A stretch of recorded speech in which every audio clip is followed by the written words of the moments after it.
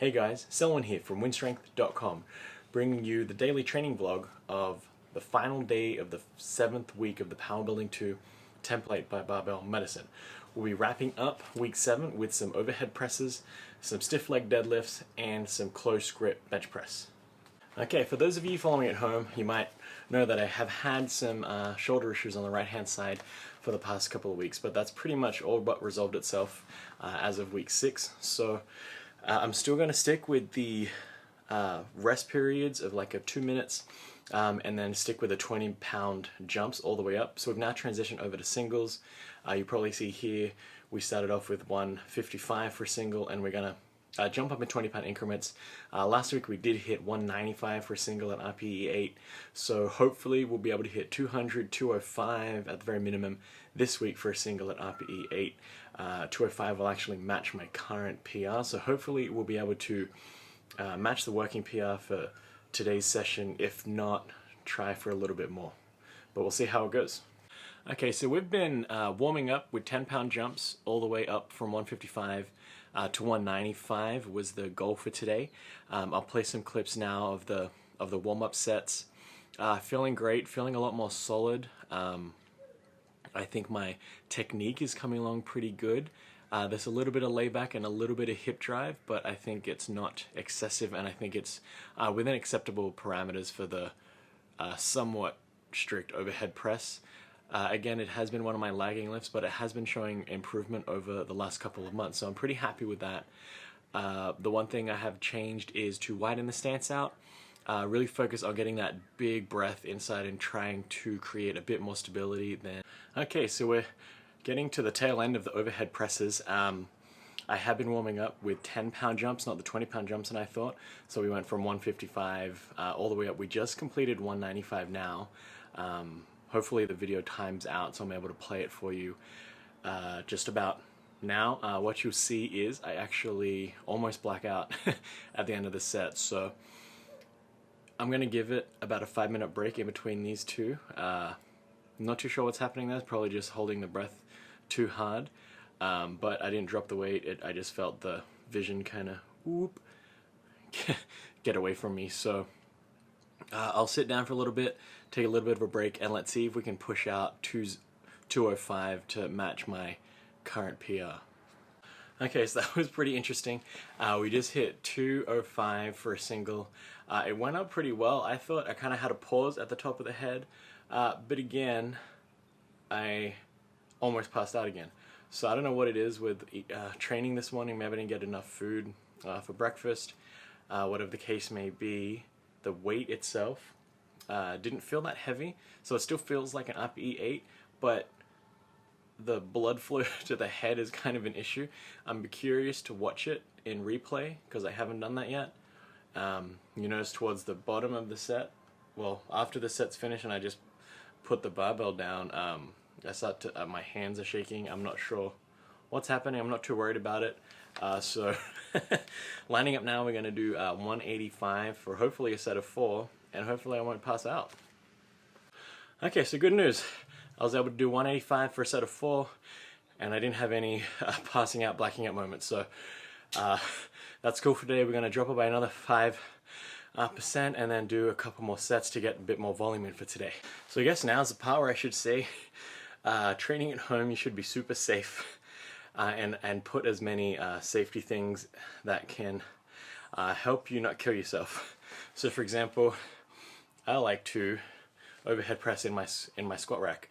Pretty much I'll do everything in the squat rack because, as you can see, we have safeties, and I've dropped about 465 pounds on there after a failed squat attempt, so I know at the very least 200 pounds isn't going to do anything, so I'm going to budge. Have a plan for what you think you will do if the weight does fail. So I know that I set the pins at this height. If something happens with the overhead press, I can always just squat down and the weight's going to hit the safeties and I'm going to just be on the floor at the very least, and nothing's going to come crashing down on top of me. Same goes with the bench press and the squat too. Get those safety pins set at the right height, and just mentally go over what you think you would do if you were to fail the lift, so that you can at least have some sort of forethought before that happens. Okay, so after an eventful overhead press session, we'll wrap that up for today.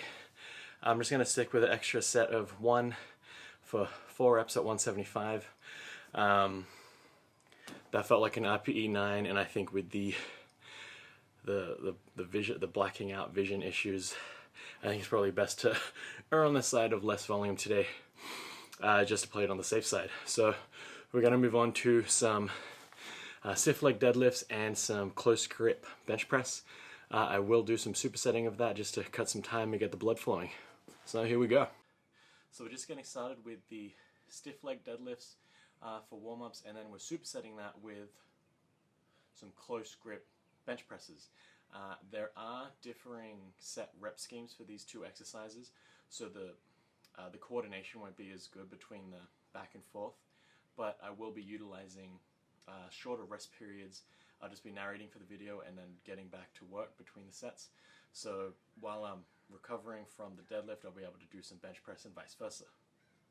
Okay, so we're getting to the tail end of the close grip bench stiff leg deadlift supersets. First working set of the close grip bench came at 215 for 14 reps. So that was an AMRAP. We beat last week's rep count by 2, so pretty stoked with that. I think next week we might try for 225 and see how many reps we can do there and reset it from there. I'm not too sure what to base the 70% off of, or if we're going for heavy weights or more reps. I mean, it's described as an AMRAP, but a heavy AMRAP and a heavier AMRAP and a lighter AMRAP, I mean, two different things. But knowing what I know, I think I want to stick within the 8 to 12 range. That's the quintessential hypertrophy range, and I can only assume that this is a volume building exercise, so that's what I'm shooting for. Once I'm able to exceed 12, I'll increase the weight, and then we'll AMRAP up till I can exceed 12 again. Alright, so we just got done with the extra close grip bench press volume. That was 205 for 2 sets of 12, right at 9, so feeling good with that. Again, 10-pound increase from last week, so we're getting more intensity with the same set rep scheme, which is great. Stiff legged deadlifts are currently at the top working set at 8. We're doing 315.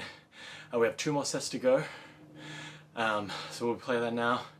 And I mean, we can get rid of the bench press guy, and it'll just be me and deadlift guy right now.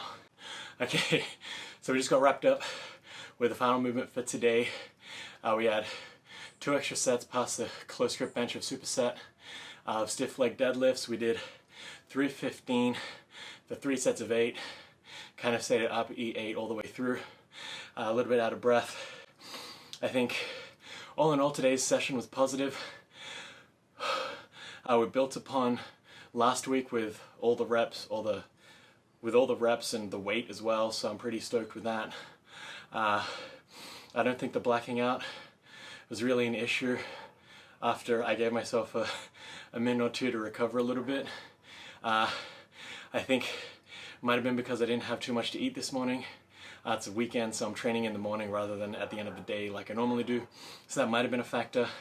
I've been just pounding some water as well, so that should help get the blood flow back, I think. But for the rest of the workout, I didn't really get too affected by it. Not any more fatigued than I normally am. Just out of breath because it was supersetted, and we did 6 reps there. So I think overall week 7 went well. By this time my blog post should be up, so check that out. I'll leave a link below in the description. You'll find a full write-up of the weights, sets and reps used for the week. I think it went well. We're showing some good progress. I'll have to put in the numbers into the spreadsheet to see how my progress is tracking, because that's a great thing about the barbell medicine templates, is that they come with analysis graphs and analysis spreadsheets, which I think are fantastic, mainly for just my own personal preference of being able to track things. So with that being said, we'll wrap it up now. Thanks for watching if you've made it this far. This has been Selwyn from WynnStrength, and remember, a better life through strength.